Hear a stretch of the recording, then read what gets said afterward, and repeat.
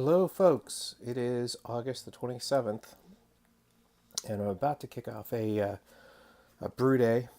It's going to be a smoked amber ale, is what I called it.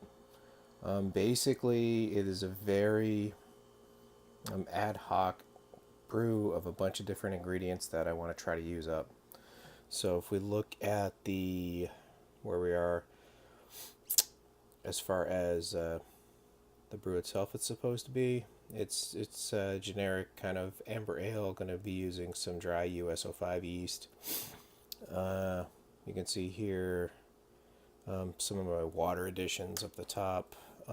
It's just basically based off my house water and the brewing water spreadsheet. I've just tried to match my water profile to the multi amber profile.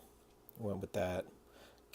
Campton tablet, a part of one at least, to try to take out chlorine, and any chloramides that might still make it past my water filter. And again, here is the malt that are going in. It's a lot of really ad hoc-y type stuff. I have a lot of partial ingredients from past recipes still kicking around, and some stuff that I bought for recipes that I never followed through on. That I just want to kind of use up and experiment with. I do have some of this wheat malt. So yeah, I have some of this Beechwood smoked malt that I wanted to try to experiment with. I'm using a pound based on the recipe I was looking at, which was a small recipe, and scaling that up to a 5-gallon recipe. The 1 pound is probably not going to be an intense smokiness, but I want to experiment with it before because it's the first time I used some smoked malt. And then I use some wheat malt. I'm going to use some acidulated honey and aromatic malt that I had kicking around. And then some of the Caribbean and Caramunic malts I had kicking around. I have this other little bit of biscuit wheat malt that 4 ounces of which that I just want to use up and get rid of. Hop-wise, I wanted to try to highlight the Chinook hops since I have some. Again, it's not going to be really overly hoppy, but I just wanted to make Chinook the dominant hop and then mix in a little bit of Cascade and Centennial that I had kicking around. Again, this today is going to be a no-chill brew. I am going to be looking at keeping the cube about a week. So I'm going to make my wort today, and then probably on Labor Day, I have some other videos that I've recorded around the same time around this Oktoberfest that I have.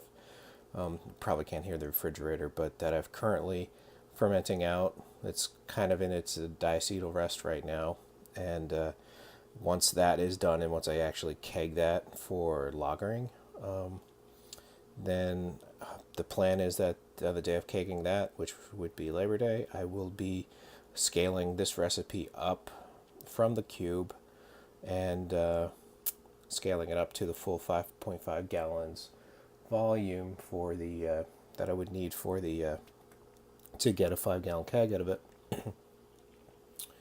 And from there, I'll just do all that the same day. So I'll probably be recording a video of that upscaling as well, and I'll try to intersperse in some videos today of how this goes and show my system off a little bit. We'll see how it goes. I brew by myself, and typically I might get a little hectic, and I might forget to record some things, but I'll see what I can record. All right, off to getting the grains ready for milling. Okay, I'm getting my system set up here. My brew in a bag system. Basically, how I set it up is it's kind of like if you go out and check, there's a website, there's a vendor, small company called Brew Boss, and they make these purpose-made brew in a bag systems, and they have a system that they call a Kofi, a continuously infused mash, something like that. That's what it's meant to be.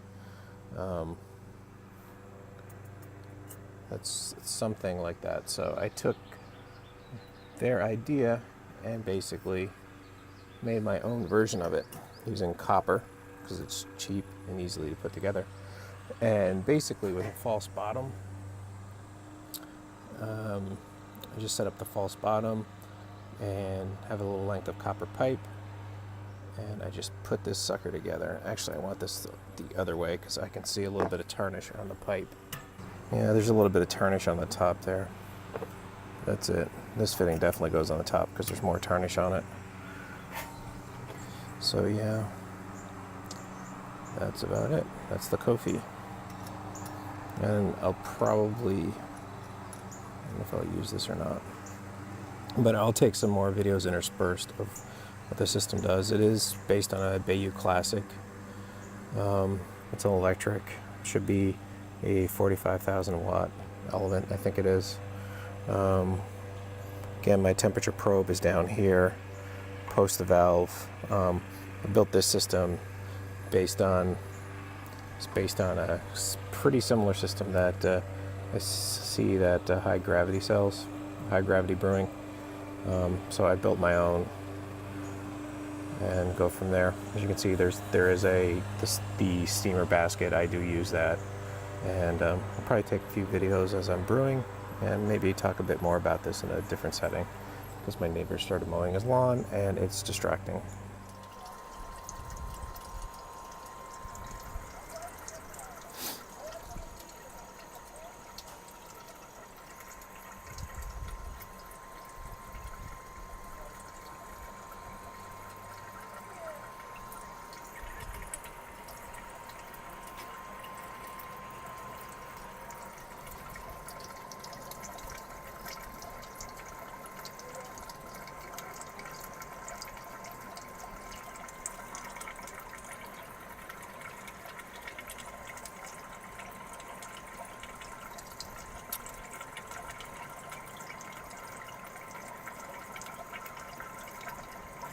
So yeah, here's my system. Just did a quick little run through of what I got set up here. My water for my recipe is all set. I have all my brewing salts, water additions, as you can see on the top of the recipe there, calcium chloride, gypsum salt, Epsom salt, part of a Kempton tablet. It's already in the water. I have my full 8 gallons that I'm planning on starting to brew with. If you see boil size 7.8, that's not quite right. But anyway, the overall volumes it called for was 8.5 gallons of water, and I am going to be doing a 90-minute boil. Just because I am doing an amber, I want to try to, get a little bit of extra maltiness and have the sugars get that kind of little bit of caramelization effect going on. I look at the recipe, there's so many different malts, it's probably going to be a bit of a mess, but who knows. But the idea was I want it smoky, and I want it like malty and kind of caramely, and then I want to add some additional spiciness from the Chinook hops as being the premier or the primary hop here. I don't know what it's going to taste like. It could be a mess, but it's really an experimental batch, really. And again, like I said, so this is no chill, so you can see here on the recipe, that's why I have put my modified times to the side there with a 40:00 for when I'm going to actually add the hops. And again, 8 gallons of my water. The volumes tab said that I needed 8.5. I think if I look at the mash here, it'll tell me to mash in with, what do we got, 34.1 quarts of water, which is 32 quarts is 8 gallons. 2 more is 8.5.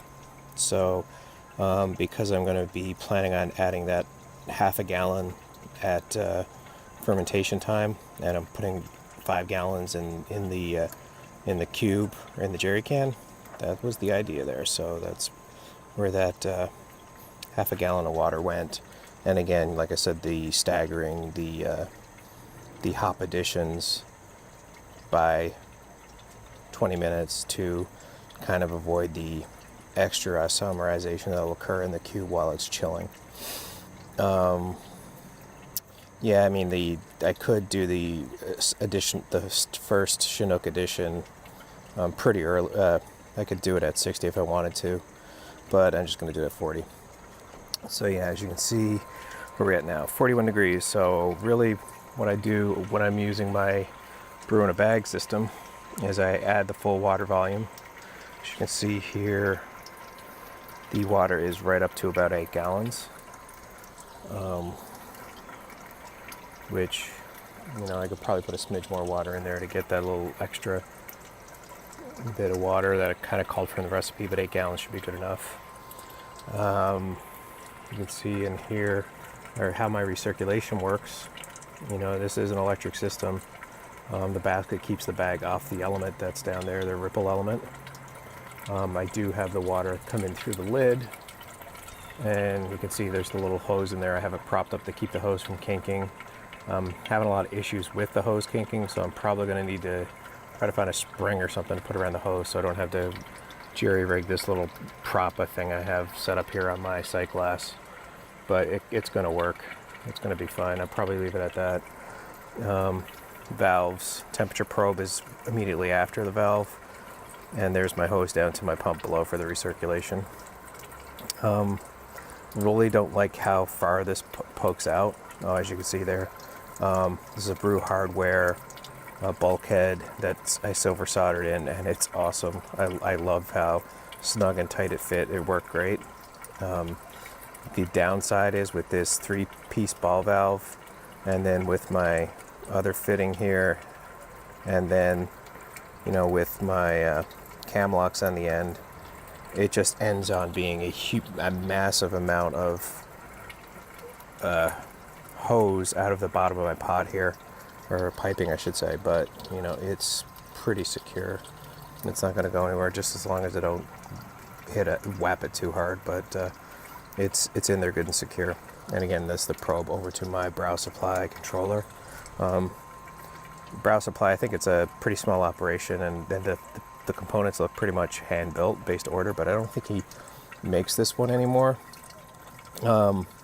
which is kind of a shame. The thing I really liked about this is there's a separate switch for the element. There's a power switch to the controller.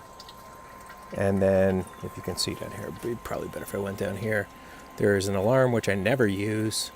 And then the far right switch is a controller for the pump, so I can switch it off at the controller. So this, when I bought it, it was $500, and I think it was well worth it. And you can see I'm right at 150, and you can see my elements kind of flashing in and out. So I could probably shut the power and dough in right now. But this Auber unit, I think they have one with an actual controller on the front, but this is when I go into boil mode. I just usually, for my system, I set it at 68%. You can vary the element output and get a nice good rolling boil. But that's it. Yeah, I'm at 51 here now, so I'm going to stop the video and dough in. Hopefully I'll come back with some more videos of kind of the mashing process, and you can get a sense of how this homemade Brew Boss Kofi copy that I made, to see how it works. It works out pretty great to stabilize the temperature, actually. So, all right, just a couple of minutes into the mash here, probably 3 or 4 minutes. You can see my temperature, it overshot a little bit. I actually got up as high as 154 for a second. But at 152 right now. Reason being is, the good thing about having the sight glass here, I didn't check before I restarted the recirculation after mashing in. And actually the water volume was, you know, with the grain, was right about the 9 gallon mark. And I did notice when I checked it, and there's a reason we need to check it if you're not aware of it, but when I checked it, it looked like it was 8 3/4, and then I looked at it again a couple of minutes later when I quote unquote officially started the mash, and it was down to 8 1/2. So what that means, since I'm doing a recirculation and I have a grain bed here, right? So the grain bed probably starts right above here, above the valve where my grain bed starts, and I'm doing recirculation. You end up getting a bit of a vacuum effect, and which is, you know, these little pumps, you know, you wouldn't think it, but it basically can cause because of some compaction in the grain bed, and because, you know, I typically, you know, doing a full boil, I'm milling my grains pretty fine. You can easily get a vacuum underneath there with the grain bed getting compacted, and it could cause not good things. Let's put it this way. I've been experimenting a lot. I bought a cheap aluminum pot to kind of experiment with that I destroyed because of a vacuum underneath the false bottom, so to speak. I did a little bit of damage to another false bottom I had when I was first playing around with the recirculation, and I had the recirculation going way too fast. As you can see here with my pump, you know, this valve is the valve is barely open. All right, so, you know, unfortunately these ball valves are not linear, so to speak, so but you can't tell, you can't really even see with the Kofi in there. It's kind of dark, but there is wort that's recirculating through there, coming through the top.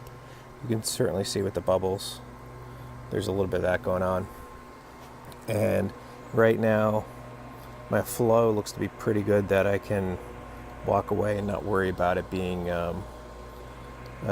not worry too much about having a vacuum occur there, and rely on my PID keeping the temperature pretty consistent. There is a little bit of drift there right now because I did start up auto tune on the PID, so it's trying to find its homeostasis, or where it needs to, how it needs to work with itself with the flow of the wort and the, you know, basically the density of the grist and everything else. But it's going to do a good job from here on out to maintain my mash temperature within that half a degree setting. So yeah, that's it. All right, checking back in. Mash should be done. You can see I shut off the pump and the element, and because it's right here, the temperature drops quick. But if I just check the temperature around the mash itself with my thermopan, you can see it's jumping right up to 152, 156 right in the middle, 150, 157. So it's all right in our range of what I was looking for. And actually, I just realized I was messing with my hops and I didn't even check the mash pH. So yeah, I guess I'll punt on this. I usually always check the mash pH. I know I was trying to get between 5. I usually try to get under 5.6, closer to 5.2 the better. The Brewing water estimate was going to give me about 5.4 with my grains I was using and my water addition. So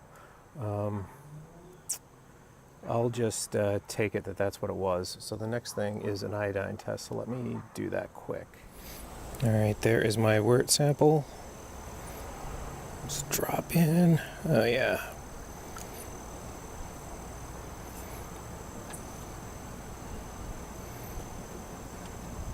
Yeah, iodine in. That looks like a good conversion there. Just grab a little bit more.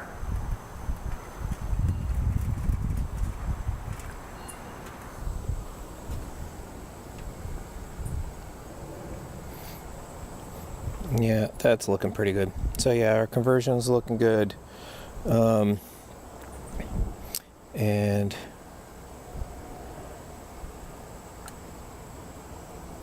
yep, the conversion is good. And let's go from there. Now I'm going to do a quick mash out, and then I'll start the fun part of squeezing the shit out of this bag. All right, let's start this again. Here it is, the basket's pulled up with the bag. My mash out is complete, my mash is complete. And the controller pumps off, element is off for the time being. As you can see what I did here, I watched some videos about the high gravity brewing system, and they do something very similar with one of these stainless S hooks. It's hooked on the edge of the pot, and I put one of the other hooks up in one of these holes on the bottom, so it's good and secure. So when I start to squeeze it in a few minutes, that it's not going to fall back in. You can see, this is what I'm talking about with the hook. I have one here on the pot with my hose. You listen, there's still a little bit of wort dropping in. a little bit of patience, and it'll pretty much drain itself all the way through. Of what I've found out, a little impatience, I can take you can see here this false bottom that I took from that I use as the kind of the base to prop my quote unquote Kofi pipe into. You can see the other parts there, the little silicone hose I put around the edges so that the false bottom don't rip the bag, because there is some sharp edges there.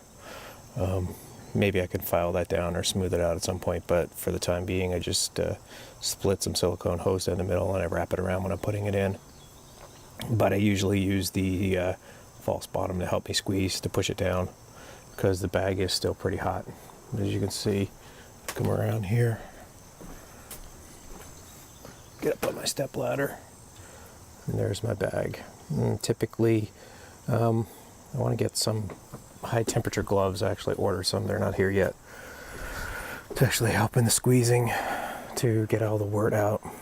But you know, for the time being it works out pretty well to just push the false bottom down and keep cinching up the bag a little tighter and tighter by twisting. It's what I do. As you can see, volume wise I'm a little bit above 7, which I'm not sure what my estimated pre-boil volume was, but we'll record that and see how we're doing here. It should be pretty much bang on. Yeah, I can see on the sheet over there it says boil size, right? Oh, finger right in front of the camera again. As you can see, yeah, my boil size was 7.8 gallons. Here I'm a little bit above 7. And then with whatever's in the hoses, and then a little bit in the grain still to squeeze out, it should put me right on my volumes. All right, so I'm going to get the squeezing and finish up with this basket and then start the boil. All right, quick turnaround. What do we got here? Now that's probably looking more like 7.2 gallons, which puts me right back on my pre-boil boil size, pre-boil volume, 7.8 gallons. Remember, since I'm doing no chill, I just subtract out half a gallon from all my volumes. You can see here's the basket with the grains left inside. Still getting a little more dripping out. It's a substantial amount. I might just pour it into the kettle. Next thing here, sorry for running around a little bit. Time to turn on the pump. Usually with this rig, I just leave on recirculation during the entire boil. Just because, just the way I do it, just so I know what the temperature is based on the PID. The pump has to be running to get the temperature from this thing, and usually I'm doing recirculation for things to drop out. Again, with this whole no chill thing, I usually try to, as soon as we shut it down, I try to get the wort to go right into the cube itself. So I'm just going to stick to my current process to keep things kind of typical of how I would do them. As you can see, my return, I don't use the lid obviously with the boil, so my return is this little thing I built here, which is kind of a little copper elbow thing. If you can see it here, when I turn it on, I have a valve up here. I use this with I built it originally for my 3-vessel 10-gallon system, and it was the perfect height for that, and I would be able to, that little whirlpool action, the bend on the bottom would hook right underneath my dip tube on my other system, my other boil kettle. Unfortunately, when I switched to this bigger pot, it's too short, so I still kind of hook it underneath my actual element here, but you can see, you know, it's kind of a little, for lack of a better word, janky. If it was if it was a couple inches higher, it would work perfectly, but I'm going to have to modify it. And plus as well, I've decided this is much too long here. I really just probably need a couple inches because of the length of the fittings. But you know, that's what this rig is. It's still, you know, work in progress. Everything's a work in progress. So that's about it. I'm going to stop recording so the boil can start. All right, just checking the pre-boil gravity. I will have the temperature correct, but it looks like it's right on 1024. And temperature is, no, we got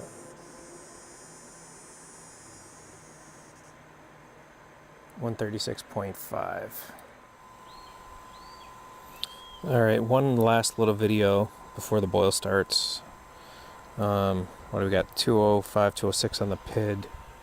And yeah, it looks like we've just achieved the little bit of the rolling boil is going there. So now I'm going to drop the element power. It's at 100% right now. Drop that down to 68, which I found is a good level for me, and start my boil timer. 68, as you can see, the element light will start flipping off. And since the pump is on the same power source, you can hear some little fluctuations in the electric motor. And as you can see, I got a nice rolling boil going there. So we're going to boil for 90 full minutes. And actually, I'm not going to do anything with this rolling boil for the next 50 minutes until I'm going to add the first hop addition, the small Chinook hop addition. All right, checking back in. We are 50 minutes into the boil. 207 degrees, 209, 207.9, I should say. That's where we are roughly at about temperature-wise of what's coming out of the pot. You can see, if you actually see what's in boiling up from the top, we still got a nice rolling boil. Volume is right around 6 gallons, which, considering we were a smidge over 7, about 50 minutes, I think that puts me right on my boil off rate, which is about a little over a gallon an hour.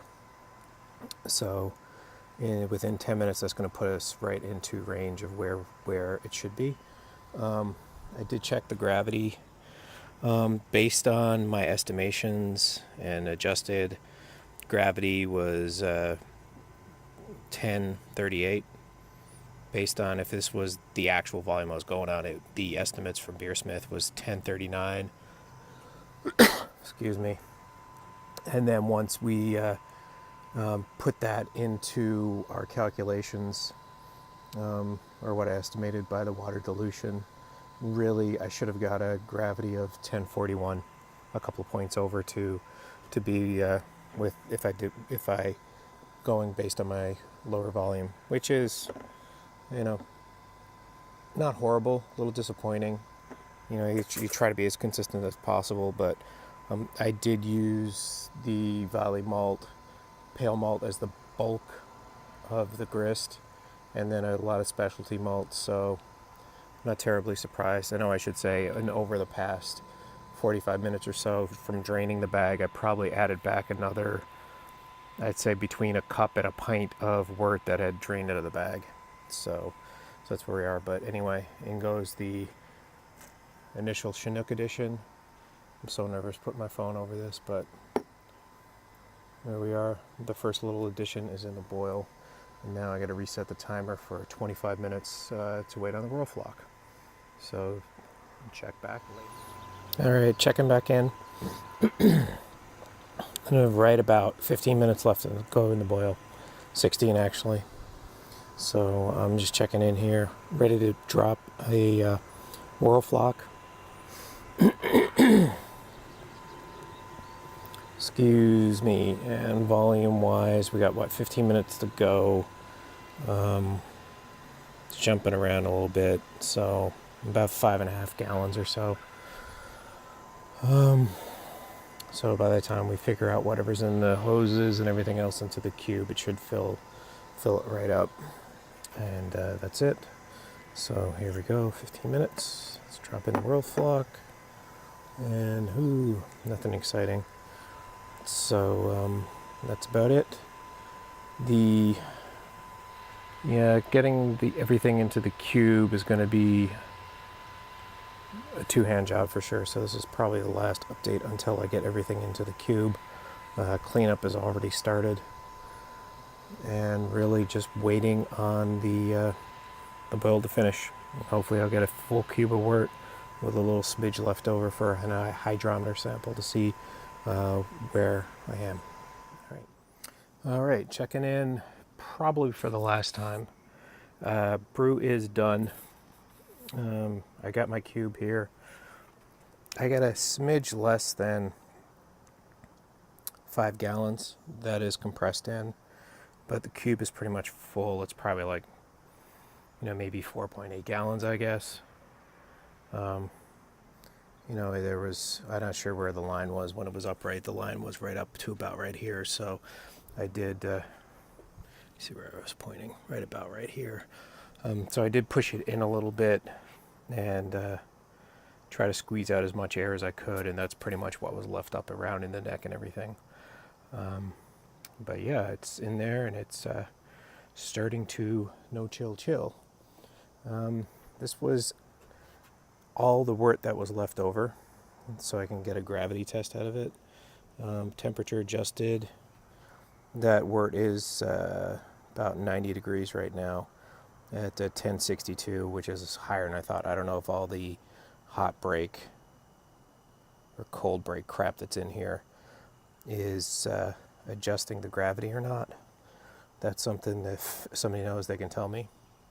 But I'm going to have to check that out and see where I am with my more concentrated gravity, because I think based on where I was pre-boil, and I did get a little bit more boil off than I thought, and I was estimating a 1051.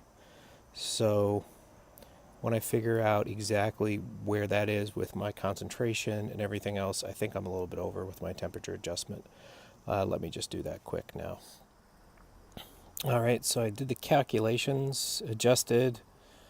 That's 1065, which seems pretty high. Like I said, so I guess my plan is really what I'll do is when I go to dilute this to pitch, I'll probably have a gallon of water boiled and ready to go, and I'll probably add a half a gallon, test to see where the gravity is. I think when I looked at the dilution tool for that still put it at like 1058, and then I might add another the full gallon in there to get the starting gravity up to 1054, because I don't want to have it to be too boozy, considering my IBUs are a little low. But anyway, we'll see how it works out. But yeah, so in here, this is what my fermenter looks like inside. It's a little messy. I did sop up a little bit of the trub and crap that was left behind and wipe it down a little bit. So the plan right now is to put about 3 gallons of water in that sucker, hook the tubes back up, and recirculate some PBW that'll heat up to about 100 degrees for 15 minutes to a half hour maybe. Then drain, and then do the same with some fresh water, and then add a dash of Star San. It was a tip from John Palmer I read to add Star San to your stainless when you're done. I guess I could just spray it down, but that way if I add it to some of the kind of rinse water, I can get it all through my hoses and everything, and through my little tools. I can run some through the lid, through my little fitting on the lid, and that'll be it. So I think this is it checking out for now. If you look, like I said, yeah, I don't know how much I trust that gravity reading, because it looks like on the bottom we still have the weight is sitting right on it, and as it continues to cool, if you look at the reading, yeah, it's, the wort is probably closer to 68 now, and it's edging up to 65 or so. So we'll see, 1065. So I'll see how it goes. But yeah, that wort is nice and clear, and I'm gonna pop that hydrometer out and give it a little taste and sign off. Oh, Hooker no filter, awesome example of a New England IPA. If anyone is curious, it's still a little hard to find around Connecticut. It's not as good as Treehouse or some other things, but for its price and not having to drive to Mass, it's a quality brew. That's it. Checking out.